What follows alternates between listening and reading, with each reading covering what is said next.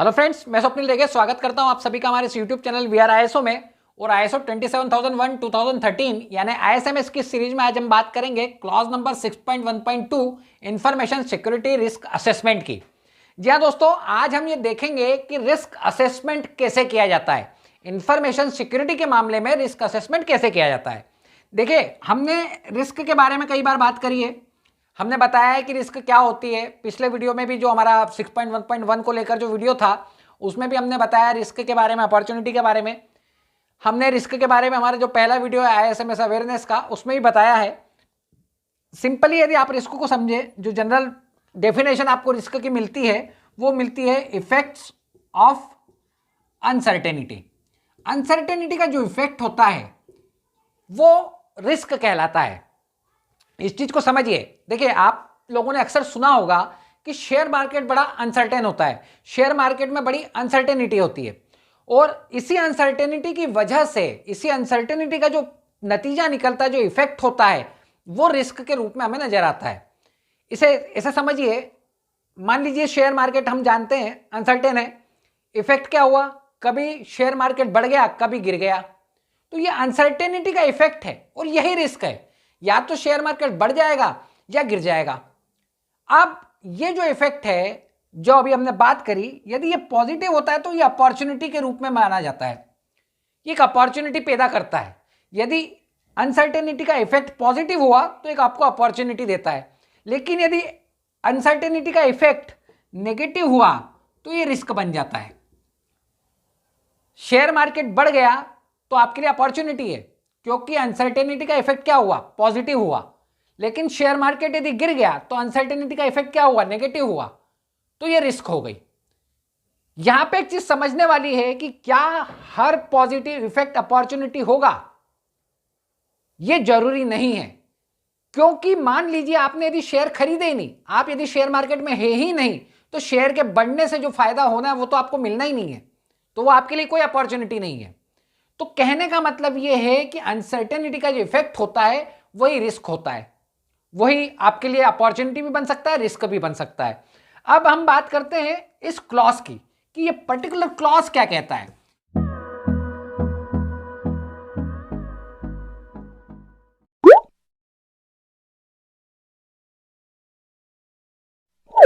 तो देखिए दोस्तों, इस क्लॉज को आप एक बार पहले पढ़ लें, फिर हमारा वीडियो देख लें, या पहले हमारा वीडियो देख लें उसके बाद इस क्लॉज को पढ़ लें।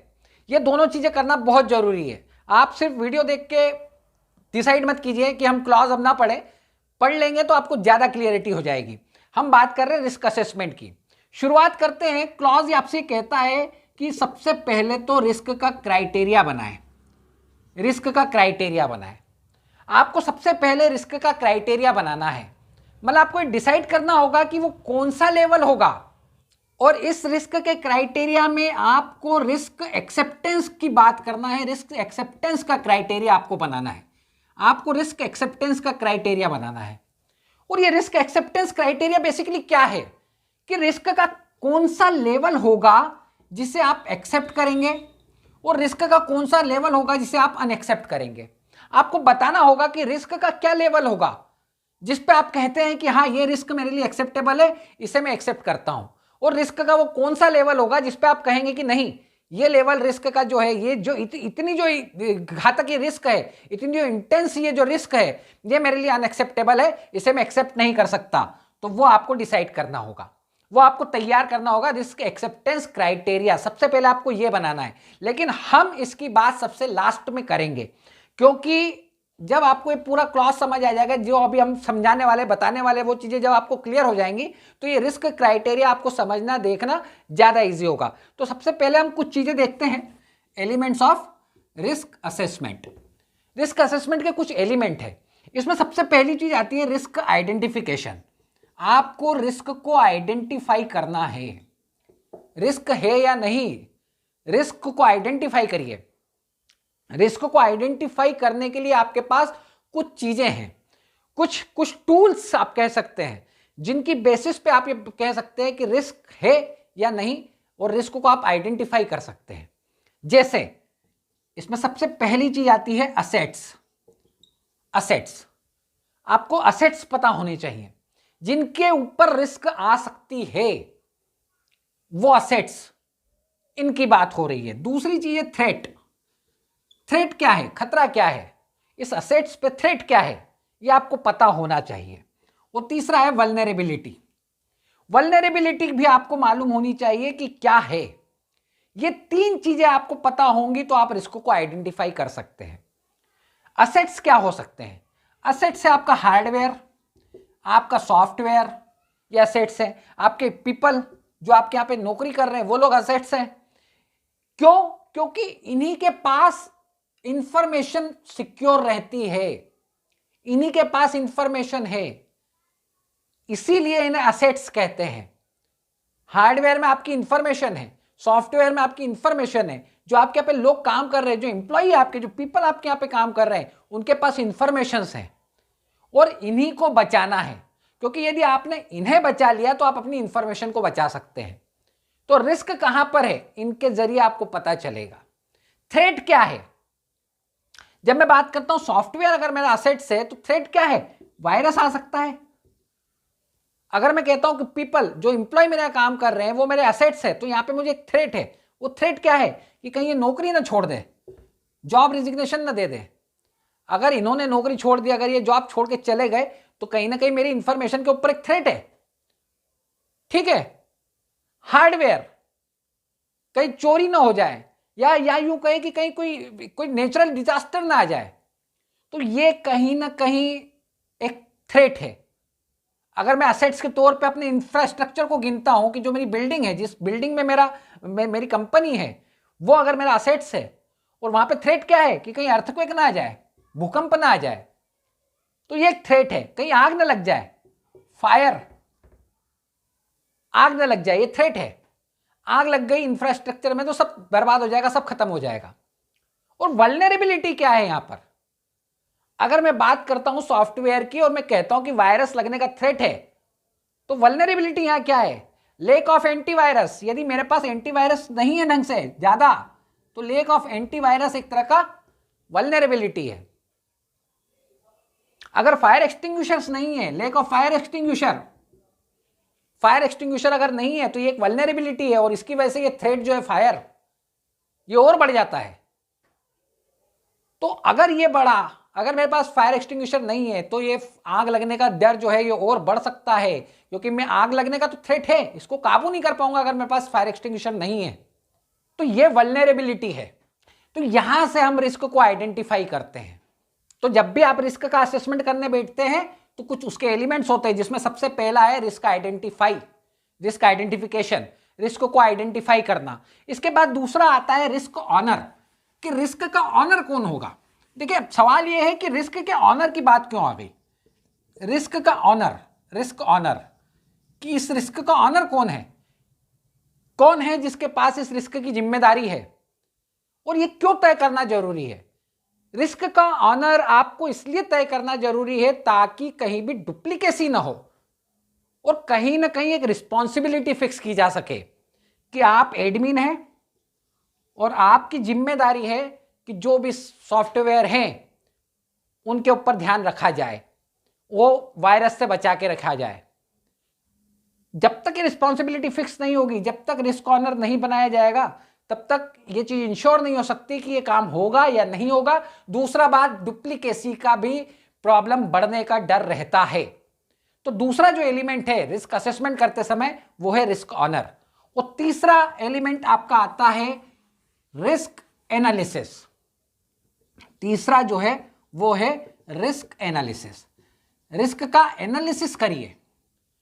और रिस्क का एनालिसिस कैसे होगा, आपको देखना है कि क्या इंपैक्ट पड़ेगा, जो रिस्क है उसका इंपैक्ट कितना है, वो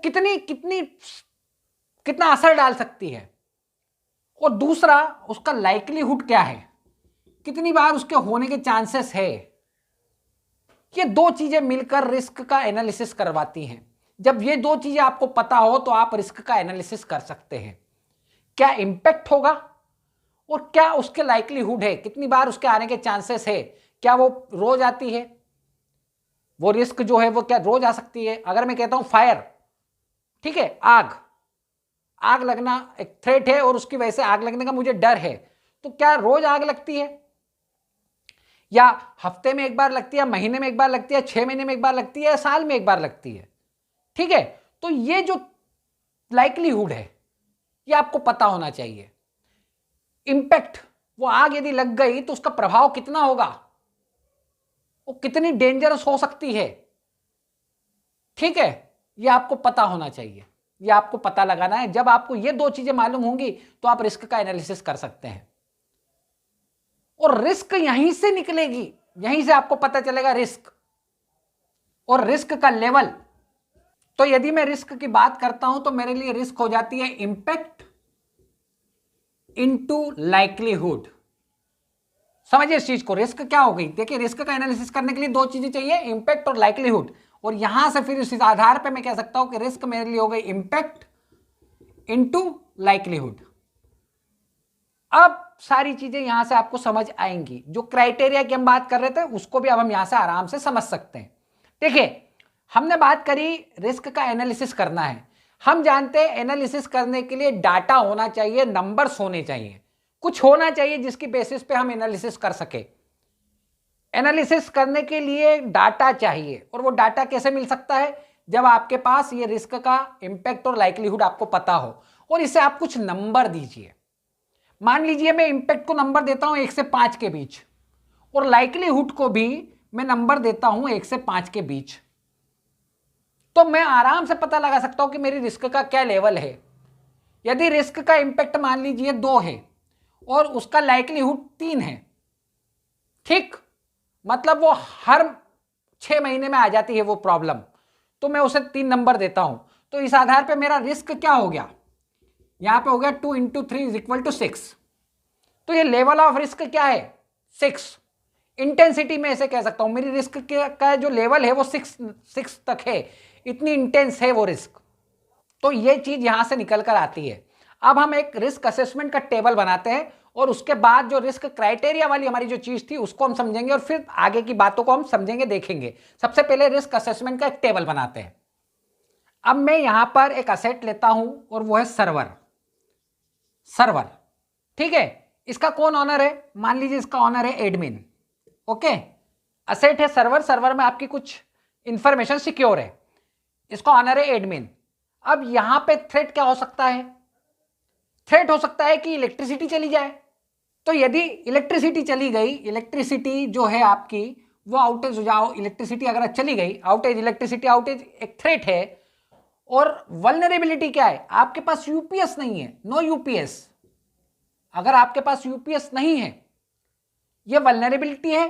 थ्रेट क्या है, इलेक्ट्रिसिटी का जाना। ऑनर कौन है, एडमिन। असेट क्या है, सर्वर, क्योंकि सर्वर में कुछ इंफॉर्मेशन सिक्योर है। अगर यहां पर ये असेट है, इसमें एक थ्रेट है इलेक्ट्रिसिटी जाने का। वल्नरेबिलिटी ये है कि हमारे पास कोई यूपीएस नहीं है। तो अब मैं बात करता हूं कितना इंपैक्ट इसका पड़ सकता है। यदि वास्तव में ये कंडीशन है तो ये हो सकती है 4 लेवल की। इसका जो इंपैक्ट होगा वो बहुत बड़ा हो सकता है ना। अगर मैं 1 से 5 के बीच में इसे इंपैक्ट को नंबर दे रहा हूं, मार्क्स दे रहा हूं, 1 से 5 के बीच में से गिनता हूं और मैं कहता हूं कि 4, ये मेरे लिए थोड़ी बड़ी लेवल की असर डाल सकता है, ये मेजर इंपैक्ट डाल सकता है, तो इसे मैंने 4 नंबर दिए। अब मैं बात करता हूं लाइक्लीहुड, लेकिन ये होने के चांसेस बहुत कम है, ऐसा बहुत रेयरली होता है, क्योंकि हम जहां पर हमारी कंपनी है वहां पे इलेक्ट्रिसिटी का ऐसा इश्यू जनरली होता नहीं है। ठीक है, rare of the rare case में वहां पे लाइट जाती है, तो मैं इसे 1 नंबर देता हूं। मैं कहता हूं ठीक है, इसका जो चांसेस है वो 1 नंबर है। साल में शायद या 2 साल में कभी कभार एक आध बार लाइट गई हो, ठीक, तो मैंने इसे लाइक्लीहुड को 1 नंबर दिया। इस बेसिस पर मेरी रिस्क क्या निकलती है, 4 × 1 = 4। रिस्क का लेवल क्या है, 4। तो ये चीज इस तरह से आप रिस्क असेसमेंट का टेबल बनाते हैं। एक और चीज हो सकती है कॉन्ट्रैक्ट। मान लीजिए कोई कॉन्ट्रैक्ट है, ठीक, कस्टमर के साथ कोई कॉन्ट्रैक्ट किया है हमने। इसका ऑनर कौन है, जो भी मालिक है, एमडी मान लेते हैं हम, ठीक, ये ऑनर है इसके। थ्रेट क्या है, थ्रेट क्या है इसमें कि ये किसी अनऑथराइज्ड आदमी के हाथ लग सकता है, access by unauthorised person. Unauthorised person, अगर किसी अनऑथराइज्ड आदमी के हाथ ये लग गया कॉन्ट्रैक्ट, तो कितना नुकसान हो सकता है, कितनी बड़ी रिस्क हो सकती है। और ऐसा क्यों हो सकता है, वल्नरेबिलिटी क्यों है, क्यों यहां पे वल्नरेबिलिटी क्या है। यदि इसे टेबल पे खुला छोड़ दिया, ठीक है, अगर ये टेबल पे पड़ा हुआ है, कोई ध्यान नहीं है, जहां इसे होना चाहिए, इसे लॉकर में रखना चाहिए, लेकिन ये टेबल पे ऐसे ही पड़ा हुआ है ना, तो कॉन्ट्रैक्ट इटसेल्फ ऑन टेबल। अगर ये टेबल पे पड़ा हुआ है, ऐसा रखा हुआ टेबल पे है, तो कोई भी इसे अनऑथराइज्ड पर्सन इसे ले सकता है। कितनी बड़ी रिस्क है, आपका पूरा काम इससे प्रभावित हो सकता है। आपकी जो पर्सनल इंफॉर्मेशन है वो गलत आदमी के हाथ जा सकती है। तो कितना इंपैक्ट डालेगी ये, अगर ये चीज हो जाती है तो मेजर इंपैक्ट डालेगी, ठीक है। और ये लाइक्लीहुड क्या हो सकता है इस केस में, 4 बार, क्योंकि अगर ऐसे ही खुला पड़ा रहेगा तो कोई भी आके ले जा सकता है। मान लीजिए एक एग्जांपल है, ये हार्ड एंड फास्ट ऐसा नहीं है कि ऐसा होगा, एक समझाने का तरीका है। तो 4 × 4 कितना हो गया, 16। ये रिस्क का लेवल हो गया 16। इसी तरह आप असेट्स, ऑनर, थ्रेट, वल्नरेबिलिटी की बेसिस पर अपने रिस्क का असेसमेंट करते हैं। ये सारे एलिमेंट है, देखिए असेट, थ्रेट, वल्नरेबिलिटी, जो हमने बात करी थी रिस्क असेसमेंट के लिए, जो एलिमेंट्स की हमने बात करी, उनमें हमने सबसे पहले इन्हीं की बात करी। रिस्क को आइडेंटिफाई करने के लिए जो हमने बातें करी थी, एसेट, थ्रेट और वल्नरेबिलिटी, ये वो 3 आ गए। इसके बाद रिस्क के ऑनर, जो ऑनर है वो आ गए, और इसके बाद रिस्क का एनालिसिस करने के लिए इंपैक्ट और लाइक्लीहुड। इस बेसिस पे आप रिस्क का लेवल पता करते हैं, रिस्क को पता करते हैं। तो ये वो सारे एलिमेंट्स जो थे उनकी हमने बात करी, एक टेबल बना लिया। अब हम बात करते हैं, अब हम एक रिस्क का लेवल कैसे डिसाइड होता है और रिस्क का क्राइटेरिया कैसे तय होता है, उस चीज को जरा देख लेते हैं। और इस तरह ये क्लॉज जो है ये कंप्लीट हो जाएगा। तो चलिए अब बात करते हैं, एक टेबल बनाते हैं, एक क्राइटेरिया तैयार करते हैं और उस चीज को देखते हैं। अब देखिए दोस्तों, ये हमने बनाया है एक टेबल, जहां पे हमने बताई लाइक्लीहुड और इस तरफ हमने बताया इंपैक्ट। एक नंबर देते हैं यदि इंपैक्ट जो है नेग्लिजिबल हो। यदि रिस्क का जो इंपैक्ट है वो नेग्लिजिबल है तो हम उसे 1 नंबर दे रहे हैं, माइनर है तो 2 नंबर, मॉडरेट है तो 3 नंबर, मेजर है तो 4 नंबर और सीवियर है तो 5 नंबर। अब बात करें लाइक्लीहुड की, यदि वो रेयरली होता है तो 1 नंबर, अनलाइकली है तो 2 नंबर, मॉडरेट है, होता रहता है, कभी कभी हम देखते रहते हैं तो 3 नंबर, लाइकली मतलब आता है, ठीक है, ऐसा कुछ नहीं है, और ऑलमोस्ट यानी तकरीबन हमेशा आता रहता है तो उसे 5 नंबर हम दे रहे हैं। अब इस बेसिस पर अगर हम बात करें तो यहाँ आ जाएगा 5 × 1 5, यहाँ 10, या 5 3 15, 5 3 15, 5 चौका 20, 5 5 25। ओके, यहां पे बात करें 4 × 1, 4 × 2 8, 4 × 3, 4 × 4, 4 × 5, ठीक है, 3 × 1, 3 2 6, 3 3 9, 3 4 12 और 3 5 15। इसी तरह 2 1 2, 2 2 4, 2 3 6, 2 4 8, 2 5 10, और यहां पर 1 1 1, 1 2 2, 1 3 3, 1 4 4, 1 5 5। ये चीज आप देख सकते हैं, ये आपको नजर आ गया। अब आपको ये तय करना है कि क्राइटेरिया रिस्क का आप कैसे तय करेंगे, क्या तय होगा, कौन सी लेवल पे आप रिस्क को एक्सेप्ट करेंगे, किस लेवल पे आप रिस्क को अनएक्सेप्ट करेंगे, ये आपको अपने कॉमन सेंस से तय करना है। हम यहाँ पे एक सिंपल तरीका बताते हैं आपको, जो जनरली यूज किया जाता है, ये आप कर सकते हैं। यदि आपकी रिस्क यहां तक है 5 4 3 2 1 6 6 4 5, ये जो लेवल है इसे आप एक्सेप्टेबल कर सकते हैं कि यदि रिस्क इस लेवल तक आती है तो एक्सेप्टेबल है, हम इसे एक्सेप्ट कर लेंगे, हमें कोई दिक्कत नहीं है। क्यों एक्सेप्ट कर रहे हैं, क्योंकि इस लेवल की जो रिस्क है वो हमारी ऑन गोइंग प्रोसेस में दूर की जा सकती है। जब हम काम करते हैं उस प्रोसेस में इस रिस्क को हम कंट्रोल कर सकते हैं, उसके ऊपर हम एक्शन ले सकते हैं, हमें कोई दिक्कत नहीं आएगी, ये इतनी बड़ी हमारे लिए रिस्क नहीं है। दूसरा एक लेवल आप ले सकते हैं कि मान लीजिए 8 9 10 12, ठीक है, ये भी 12 था, सॉरी।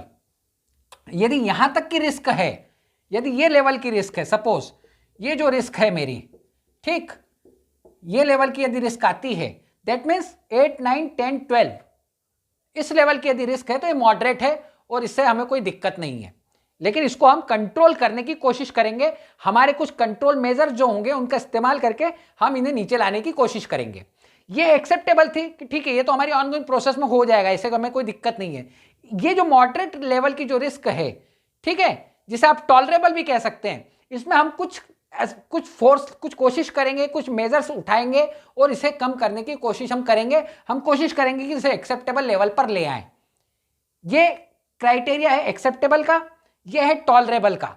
और ये जो बचा हुआ है 15, 16, 20, 25, ये जो लेवल आप देख रहे हैं, ठीक है, ये जो लेवल है इसे आप मान सकते हैं कि ये अनएक्सेप्टेबल है। इस लेवल की रिस्क हम एक्सेप्ट नहीं कर सकते क्योंकि ये बहुत हाई है, इसलिए इसे हम अनएक्सेप्ट करते हैं।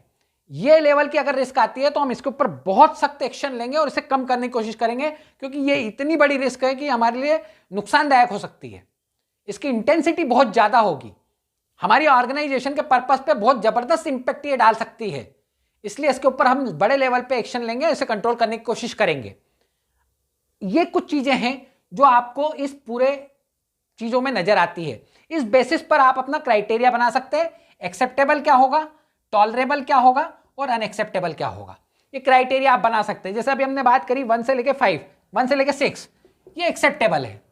टॉलरेबल कहां से आ गया, आप यहां पे देखें 8, 9, 10, 12, दैट मीन्स 8 to 12 ये टॉलरेबल हो गया। और 15, 16, 20, 25 मतलब 15 to लेके 25 ये अनएक्सेप्टेबल हो गया। ये क्राइटेरिया हो गया हमारा।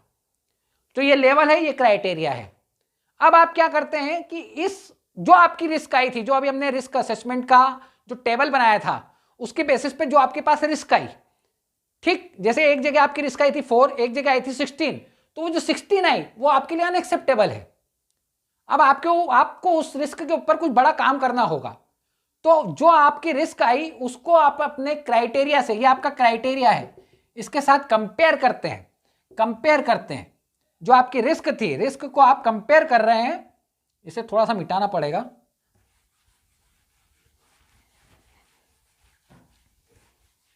आपकी जो रिस्क आई थी वहां पर 16 सपोज, उसको अब आप कंपेयर करेंगे किससे, अपने क्राइटेरिया से। और ये आपको क्या देगा, इसी की बेसिस पर आपको इवैल्यूएशन मिलेगा। मतलब आपने अपने रिस्क का इवैल्यूएशन किया, आपने अपने रिस्क के लेवल को जब अपने रिस्क के क्राइटेरिया से कंपेयर किया, तो ये आपका इवैल्यूएशन कहलाता है, इवैल्यूएशन ऑफ रिस्क कहलाता है, रिस्क का इवैल्यूएशन करना कहलाता है। आप रिस्क का इवैल्यूएशन करते हैं किस बेसिस पर, क्राइटेरिया और रिस्क के लेवल के बेसिस पर। तो ये चीजें हैं जो आपको इस क्लॉज में बताई गई हैं। इसके बाद अगला क्लॉज आता है रिस्क ट्रीटमेंट का। यहीं से बात आगे बढ़ती है, इवोल्यूशन से बात आगे बढ़ती है और ट्रीटमेंट पे पहुंचती है। रिस्क को कैसे ट्रीट किया जाता है। अब हमने बात तो कर दी थी कि जो अनएक्सेप्टेबल है उसे हम एक्सेप्ट नहीं कर रहे, लेकिन हम उसे कम करने की कोशिश करेंगे। तो वो कम कैसे करेंगे, वो ट्रीटमेंट कहलाता है, वो रिस्क का ट्रीटमेंट है। टॉलरेबल है लेकिन हम इसे एक्सेप्टेबल पे लाने की कोशिश करेंगे। तो वो जो ट्रीटमेंट है वो आपको यहां से पता चलता है इवोल्यूशन करने के बाद। तो अगली जो बात होगी हमारी वो रिस्क ट्रीटमेंट की होगी और अगला वीडियो हमारा रिस्क ट्रीटमेंट पे होगा। तो आज के लिए हमारा वीडियो यहीं तक था। वीडियो पसंद आया तो लाइक करें, ज़्यादा से ज़्यादा शेयर करें, क्योंकि हमारे ISMS के वीडियोस को शेयर की बहुत ज़रूरत है। और हमारे चैनल को सब्सक्राइब करें। अगले वीडियो में आपसे दोबारा मुलाकात होगी, तब तक के लिए थैंक यू वेरी मच।